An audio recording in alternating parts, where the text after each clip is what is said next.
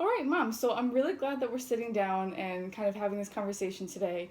Clearly, you're my mom, but for anyone who doesn't really know you, if you just want to quickly introduce yourself and just tell us a little bit more about who you are. Absolutely. My name is Maria Donahue. The Donahue is the Irish part of the name, and I guess you could sense that this is St. Patrick's Day, but I'm actually Italian. Okay, and tell us a little bit more about that. You're an Italian, but you're clearly very into the Irish culture. Sure. Well, my heritage is Italian American, but I married into an Irish family, and I try very hard to maintain some of the Irish traditions. Certainly, the traditions that were followed by my in law side of the family, specifically my mother in law. Her name was Josephine Donahue.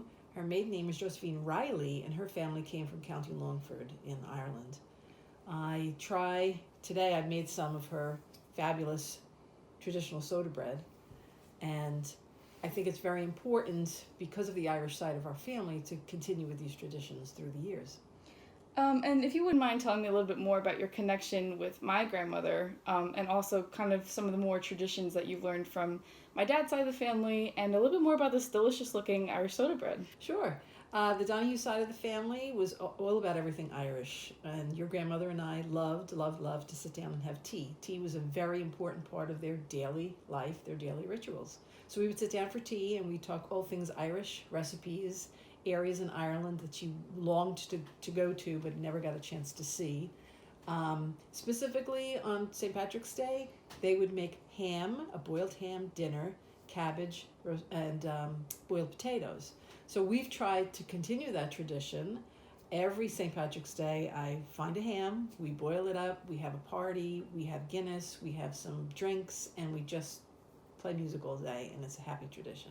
And your grandmother loved St. Patrick's Day. So this looks like a delicious Irish soda bread sitting in front of us that I can't wait to tear into later. This is something that you've made every year, but this year you're actually making a corned beef, which is cooking behind you on the stove. It is true. And that's something that we don't really do every year. Like you mentioned, we always have a boiled ham, which I love, and they're great for leftovers. But this is something different this year. Can you tell us a bit more about that? This year we switched it up because the corned beef was the first meat that I found. Obviously, we're going through a trying time right now, so I wasn't really looking for the ham. I wasn't sure that I would find it, so I found a corned beef. Corned beef is strictly more of a U.S. thing. You see more of that here in the States than you ever would in Ireland, but it cooks down deliciously. It's kind of fatty. It's got a salty taste. It's a cured meat. It goes fabulous with cabbage, boiled potatoes, and carrots, and of course our Irish bread. All right, well, Mom, this has been a really insightful conversation, and I really appreciate getting to sit down with you today and learning more about our heritage and why this is such a fun holiday. I'm glad, and I hope that everybody tries to celebrate each in their own way, and we're going to enjoy our meal tonight the Irish way. Thank you, Kelly. Thank you, Mom.